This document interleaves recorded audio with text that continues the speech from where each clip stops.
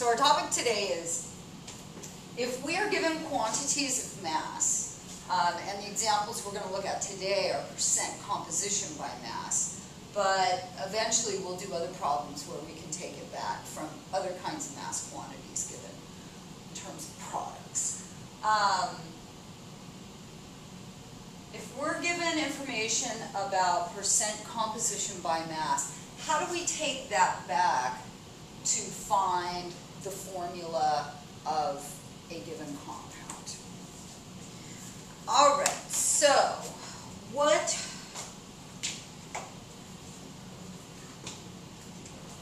if we are given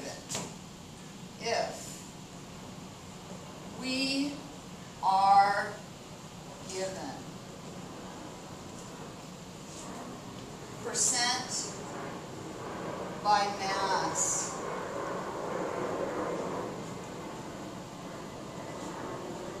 of each element,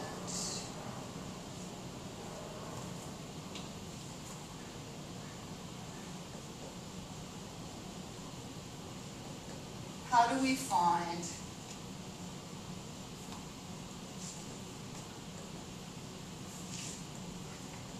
the formula?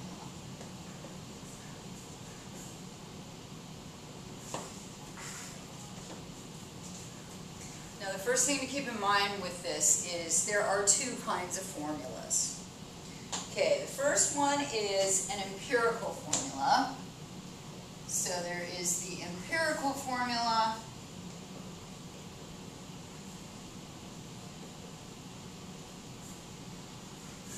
and there is the molecular formula.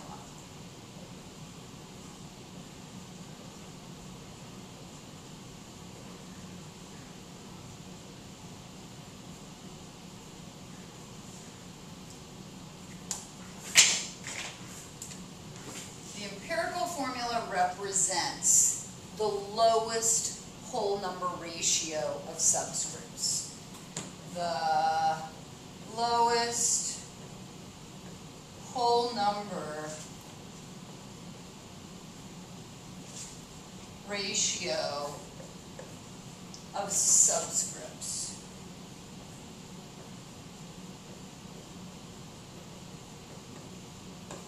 And this will make more sense in a few minutes. The molecular formula is the actual formula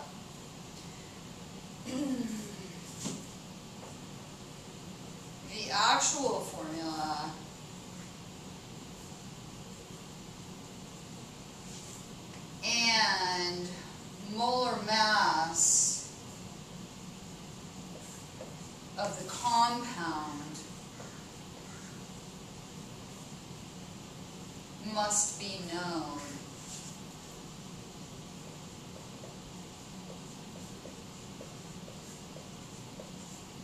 to determine this.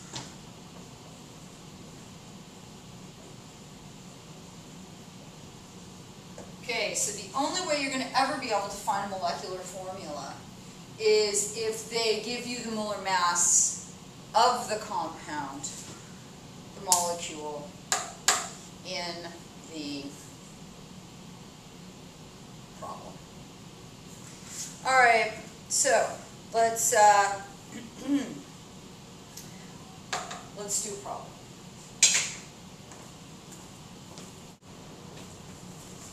Determine the empirical formula for vitamin C, which is ascorbic acid. Determine the empirical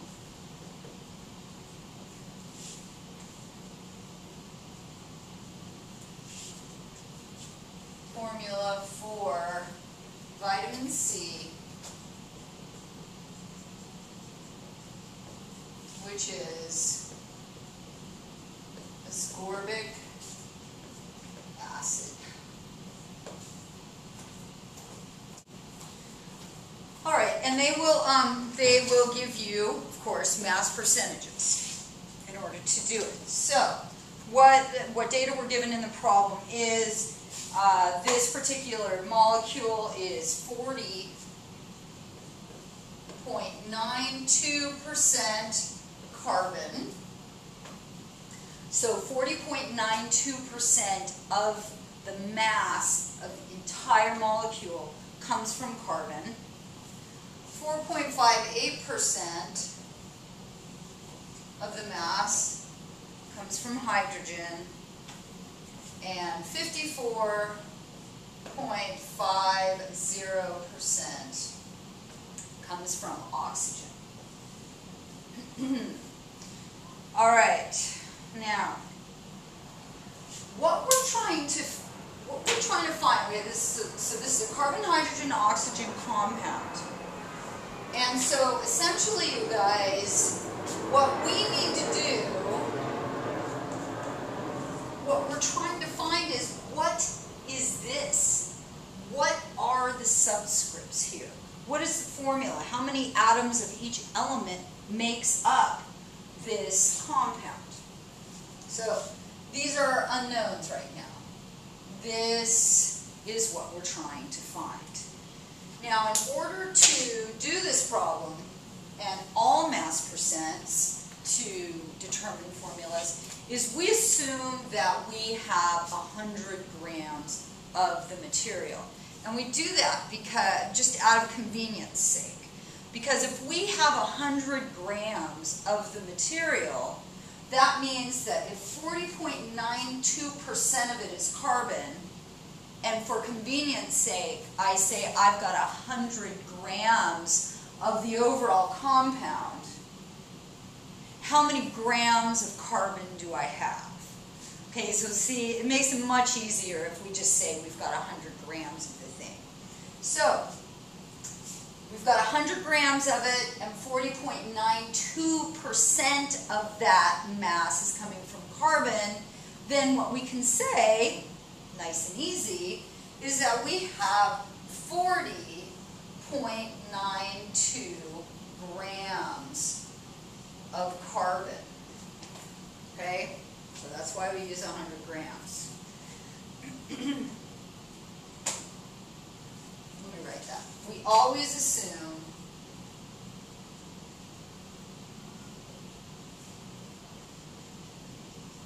we begin with 100 grams.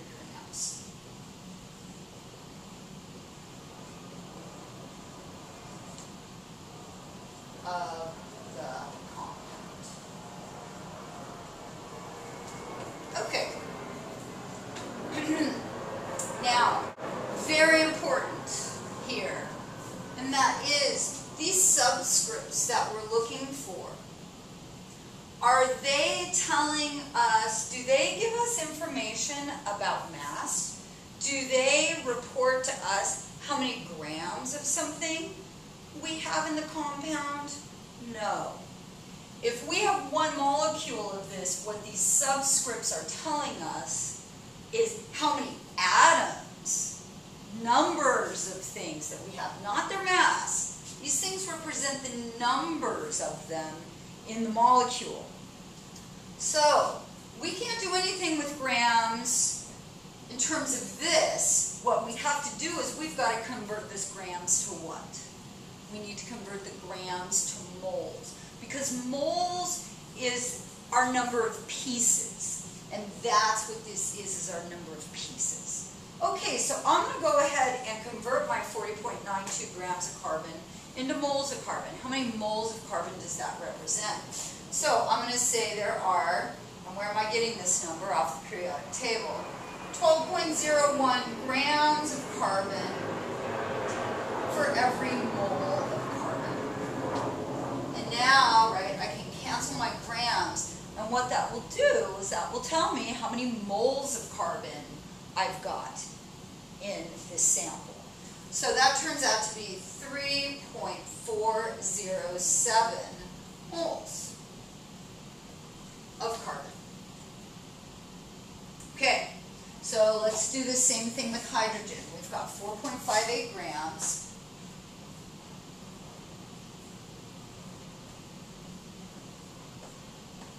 And hydrogen weighs in at 1.01 grams of hydrogen per mole of turns out to be 4.54 moles of hydrogen. And then we're going to do the same thing with oxygen. We've got 54.50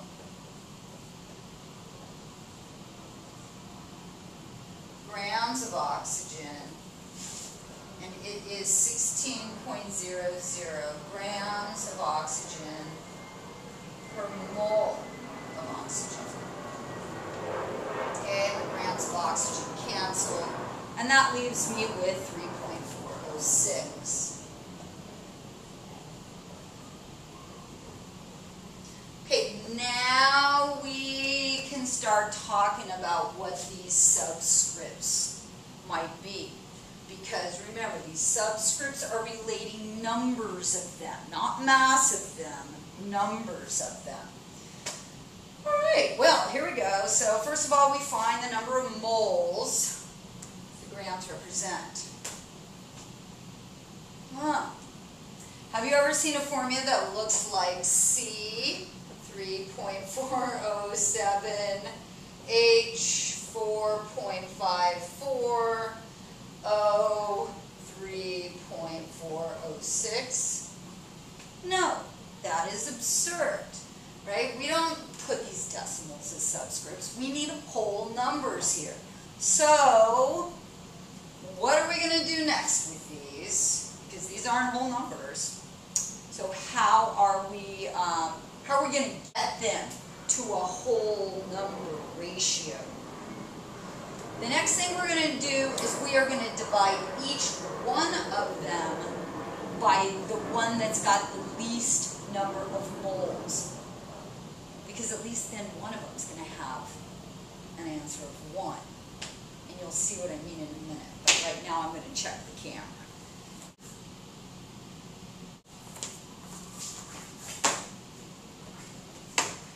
Alright, so our next step, you guys, is we are going to divide by least moles. So what is my least mole? 3.406, which is pretty much that.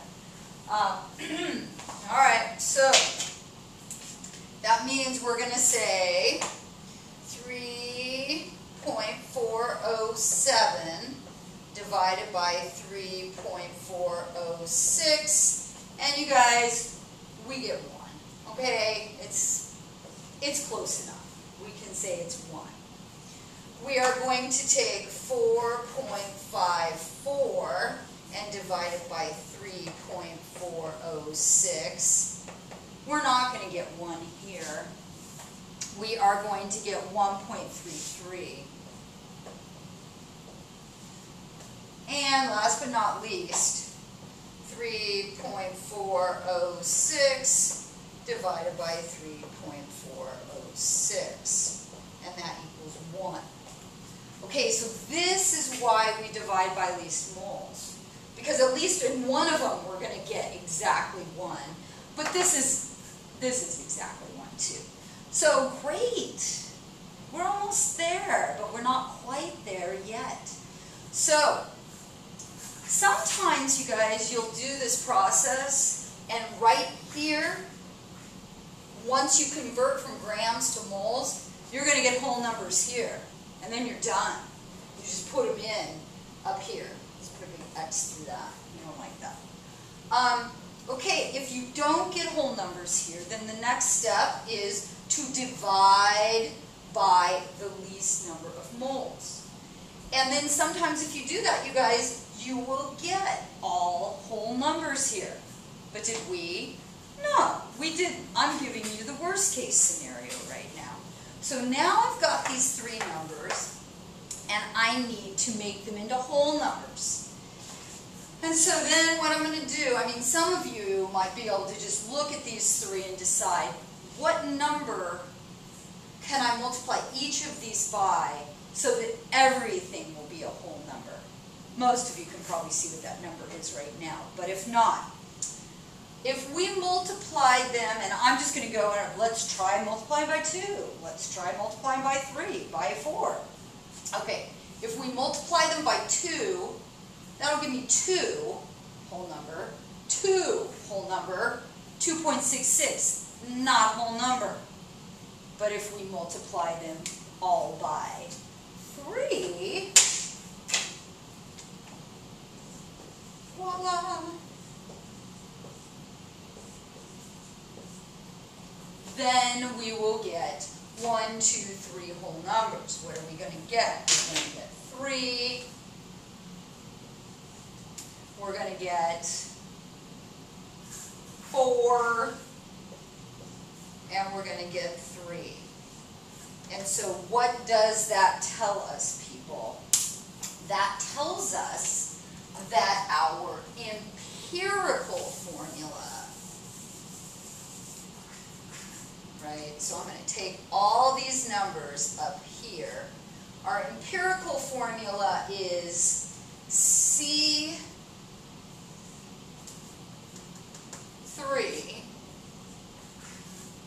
H4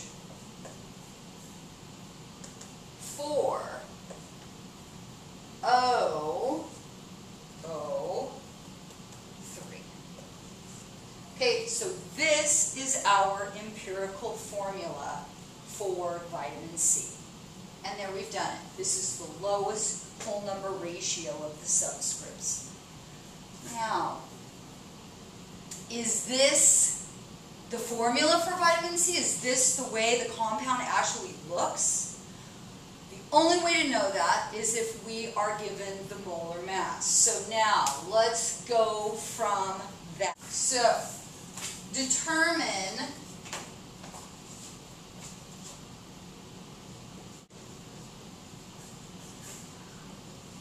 molecular formula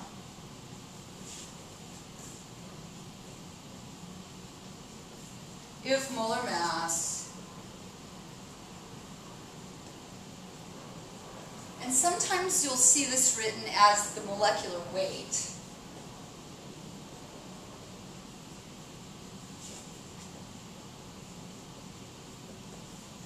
is, and what is it?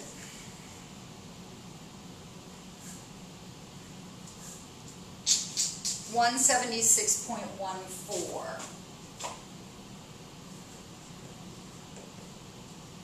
grams per mole. Okay, so again, you guys, this is the empirical formula, which is the lowest whole number ratio for this thing. So now we're given the molecular weight, molar mass, and from that we need to calculate we need to determine what the molecular formula is. Okay, so what we are going to do, you guys, is first of all we are going to find the molar mass of the empirical formula. So,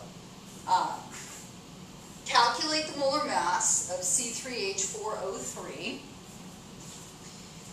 and that turns out to be 88.07 grams per mole. Okay, so what we're going to do is we're going to take the molecular molar mass, we are going to divide it by the empirical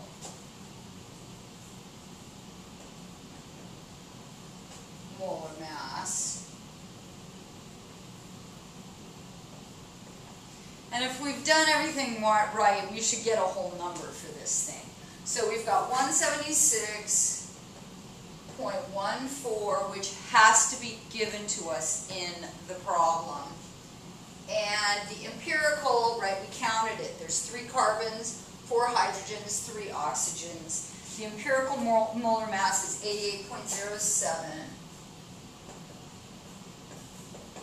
We're going to divide these. We're going to get a number. What number are we going to get? We're going to get 2. And so what do we do with this 2? We multiply each of our subscripts by that 2, and that tells us what the actual molecular formula for vitamin C is. What does this thing actually look like? And so C6H8O6. This is the molecular formula for vitamin C. This is what vitamin C is. This is the formula for it in actuality. These are just empirical, lowest whole number ratios. This is the molecular formula.